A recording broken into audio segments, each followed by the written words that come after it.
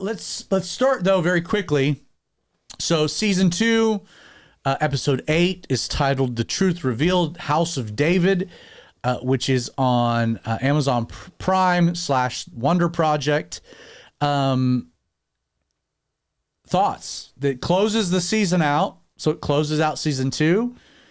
Your thoughts on things?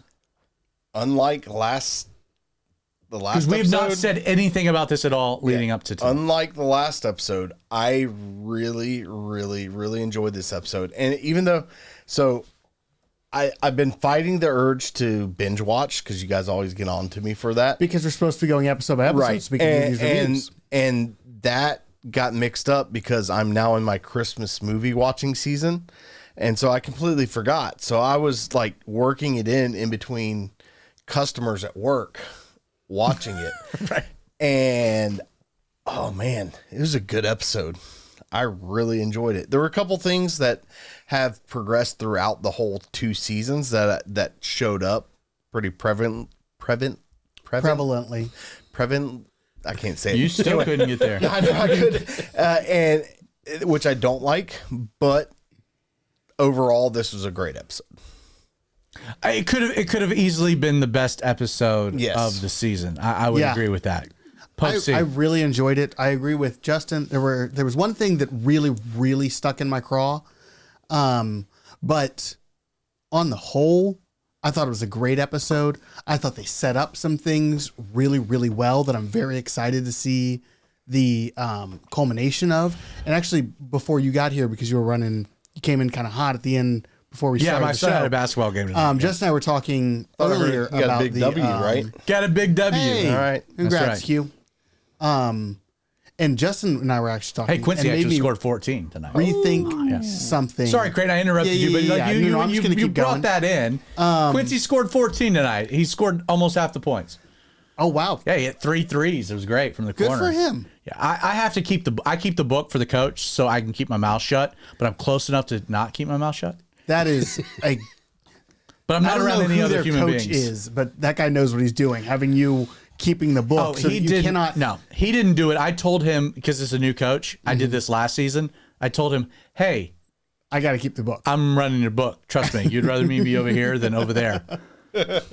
Yeah, I can believe it. You can believe it. So back to the episode. There was a thing that Justin and I talked about that we'll get into later in the review that I thought was going to be a big hurdle. That Justin we talked about it, and I don't think it's going to be as big of a hurdle. I'm very excited for the next season. I think it's going to be, if they do it well, it's going to be fireworks. It's going to be great. Okay, hold that thought because I want to know what you're referring to because I have a lot of thoughts on it too. Dear Daddy. I mean, you kind of cheated. I did. I cheated. So I didn't realize I cheated. Last week when I was watching episode 7, apparently I got up and went to the bathroom or let dogs outside or something, and episode 8 just started, and I didn't realize I watched episode 8. You're like, dang, 7 is like 2.5 hours long. This is a really long hour of television. 7 could just not be there, and you would have been fine. Oh, I love 7. I choose to be entertained by this show and not pick it apart, so I enjoy every episode. It's good. No, but in all honesty though, that's a good perspective to have. Exactly. I feel like if it gets people into their Bibles, there is no wrongdoing. I agree. And it's got me into my Bible. I'm always in my Bible, but well, it's I got would me hope deeper so into my because your Bible. pastor got you into your Bible in Yeah. this section of scripture. Well, it's like I want to make sure the show is factual, and so I find myself after watching an episode, I pull up my Bible and I find that portion of the story in my Bible and read it, and I'm like, maybe they were a little fast and loose with that, but it was entertaining. But So let me actually, before we get you guys' additional thoughts, let me maybe address that angle of this from the biblical narrative. Let's be honest in the sense that the scriptures don't tell us the whole story. right. They tell us what we can believe to be true, but they don't give us all the details. And we are so between David and Goliath and then David on the run, it's like a 2-year span that covers like a chapter and a half. Yeah. So there's a lot to fill in. There's a lot of things that happen And if you're telling a story to an audience that maybe don't know anything, like you are trying to develop a continuity of plot. So you can hammer something. I had done when we first started this. I did all right, here's some rules for creative license. And I actually went back and I reviewed them. And I think they all still are very much applicable to this. And we'll review them when we go into season 3. But so the concept of like so there are multiple instances that Saul's throwing spears at David. The idea of that happening on the wedding night of him and Michael is not biblical. But they can't, I mean, what do you do? Like, there's not enough material. So the fact that they were like, all right, we're going to condense all of this and we're going to make this division happen like very quickly. And we're going to set but they stayed true to some biblical things. A great example of this is like, they added elements of Michael's involvement with David's escape where she like hides the mannequin. That was a biblical element. Mm-hmm. They had Mirab plant the lie that David had like threatened her life. That's not biblical, but at least it kept a biblical element at play because we don't know if David knows that or not. Like we don't really know how a lot of the particulars of those things. I love the fact that they sped up like, so David and Jonathan go back and forth for like quite a bit of time, but they sped that up, but they kept the thing where Jonathan's shooting the bow and that whole scene where they're saying goodbye. And then Jonathan's like, you're going to swear to me that like, I know how kings work, but you're going to take care of my family. And they'd already like, she's pregnant with Mephibosheth, who becomes a big character. Like, I love that. Like, that was very biblical. Okay, Samuel, like David going to Samuel, biblical. Samuel standing in the divide, being like, blah, blah, blah, blah, blah. Not biblical, but there's still some elements of that is true. But they just condensed some things into like a scene. So I really, really enjoyed the way they condensed the entire fallout between David and Saul. I agree with you. I really enjoyed that because that is a whirlwind that they could have gotten swept away and been who knows where by the end of. They could have taken creative anywhere. They could have taken creative license to try to fill space. Yes. And gotten way off the reservation, and they made a creative decision. Hey, let's kind of condense this, hit the highlights, but let's move this. Let's get David on the run. Yeah, is ultimately what this season wanted to accomplish. Now, the whole scene with Nob, the city of the priests, David going there, getting the sword of Goliath, all biblical. Now, again, David goes out on his own. He goes to Gath, pretends like he's crazy before all of the guys show up at the cave of Adullam. But they condensed a lot of that where they brought the guys to him. They set the stage. I don't have a problem with that. Again, you're using some creative license to try to propel the story forward and not getting stuck in the mire. I don't mind that. I loved the way they did with Eliab. I loved Joab. Again, bringing Joab around. And then they still have, they've established the men of valor very well, which I really do like. And then though, like Abner saying, I'm not going to kill the priests. And Doag's like, oh, I will. Gladly. That's probably my favorite scene. But that's totally enjoyed biblical that as well. Like that is and then that one scene where Doag sees David as he's leaving, that's a biblical scene. So I thought they did a really good job. And this is why I probably agree with you. I like this one more than the previous, is that they added so many biblical elements. I think they obviously have written out Saul's wife. They've written out Samuel. I also think that that's appropriate at this point in the show. So can I get on a bit of a soapbox for a second? Pause for a second. Okay. Hold that thought. The other angle that I might have not liked, but I'm okay with, is so, and again, Ishbosheth, what's his name? What do they call him? The other son of Saul? I always think of Ishbal. Ishbal. Ishbal. Yeah. So, like, again, that was the grand reveal at the end of the episode that, like, oh, he didn't kill the king of Edom. Like, he's been in cahoots because he wants to be king. And you're like, well, where is any of this in the Bible? And it's not. It's not. However, when Saul and Jonathan die, and David is still on the lam, Ishbosheth will become king of Israel. He will take the throne, and Abner will be behind him in doing so. And that'll last for 2 years. He'll get assassinated. There's a whole falling out, and Abner will come to David and try to, like, make accord and peace till he gets killed by Joab. Spoiler alert. There's nothing really written in regards to backstory of how any of that happens in the Bible. So they decided, again, going back to last season, to write a bit of backstory so that when that does happen, there's more depth to it. At this point, I'm okay with it. That's not what I had problems with. Agreed. I'm Okay, what did you have problems with with, that. Spice? We'll go with Well, you. we talked about this before we started Yeah. today.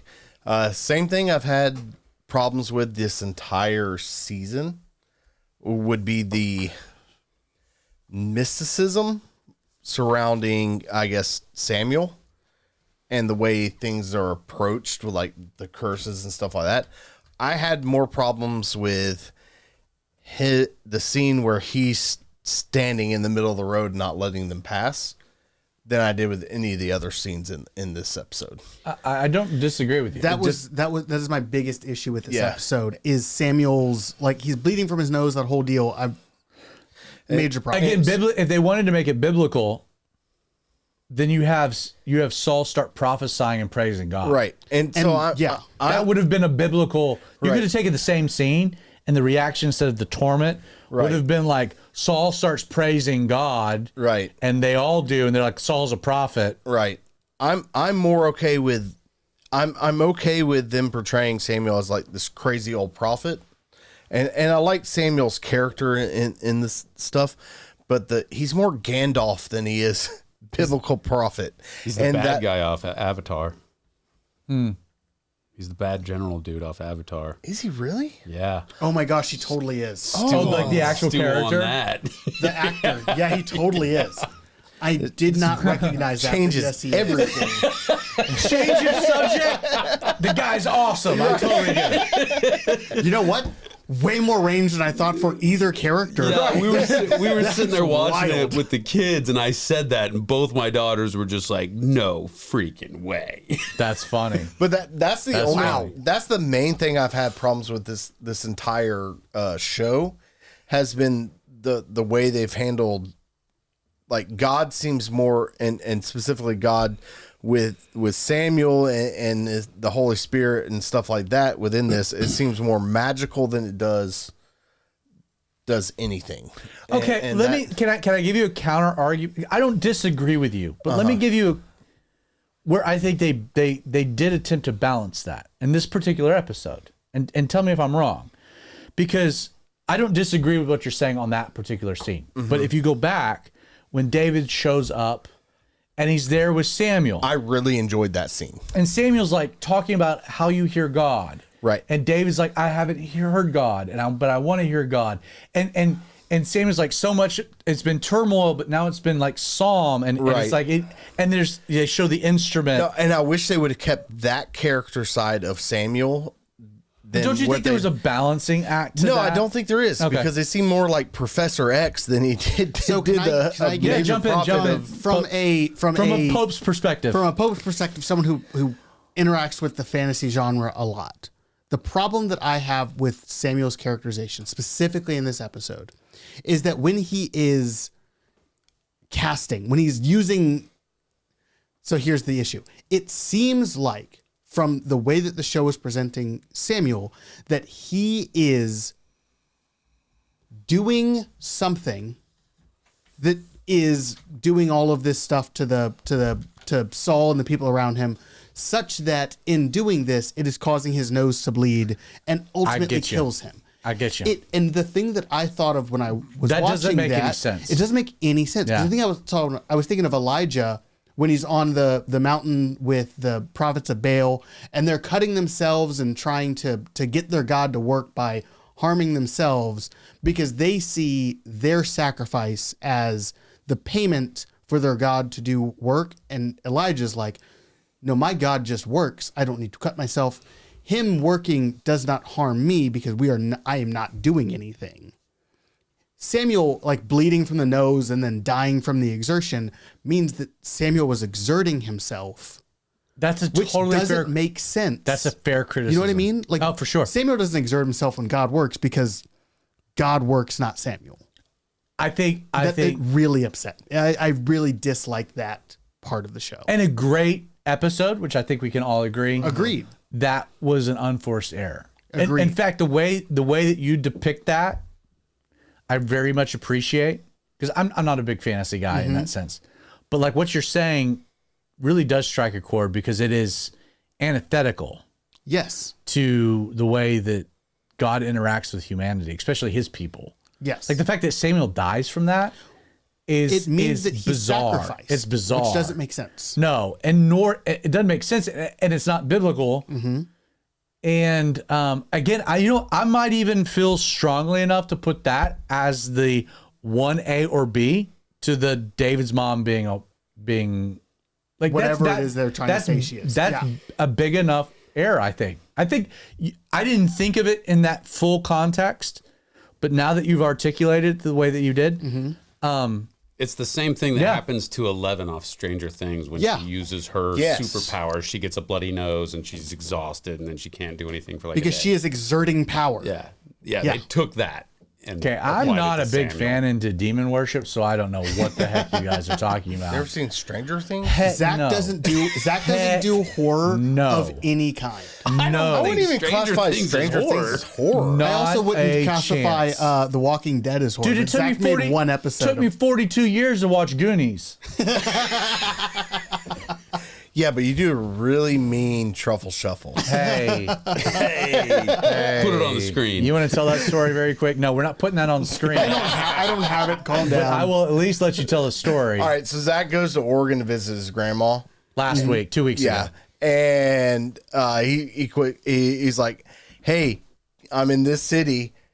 What movie is from there?" Astoria. Astoria. We're driving through Astoria. And I was like, "Oh, it's Christmas season." Okay, pause. We're driving through Astoria. And I'm like, and if you've been following the show, I recently watched Goonies. We're driving through Astoria on the way to Long Beach, Washington. And I'm like, Jessica, this looks like this almost identical to the Goonies. Like that house even. And my boys in the back seat were like, Dad, I think that's the house. I'm like, Jess, you got to look this up. So we're still going through town. And we get to the other side of town. She's like, oh my goodness, this is absolutely the town of the Goonies. The house is still there. We need to go back. I'm like, we're not turning around right now. But we need to text Justin. Jump in. So I was like, he goes, "What movie?" I was like, "A Christmas Story," because like Wrong. I was wrong. It was in Indiana that would happen. And then like Wrong. I started looking up. I was like, "Wait a minute!"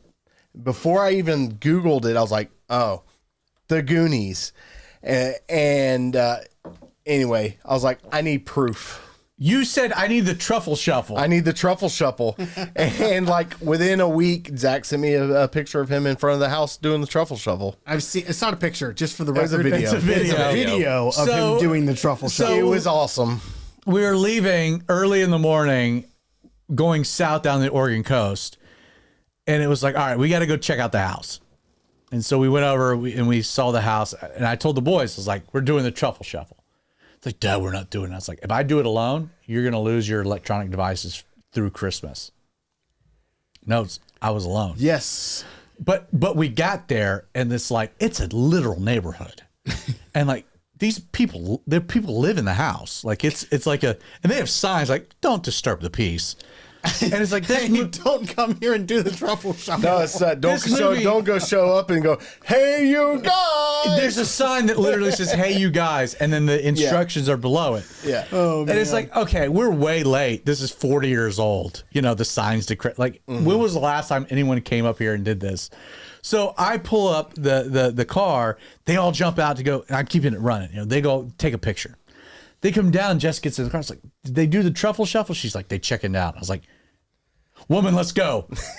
And so we went running up there. I did the truffle shuffle. It was awesome. It's one of the highlights of my life. And I said, Jess, send it to Justin, just so there's evidence. And then Justin was like, it's going to be on Outlaw Radio. And I was like, over my dead body. Anyway, let's get to the topic. Ho, ho, ho's of Christmas.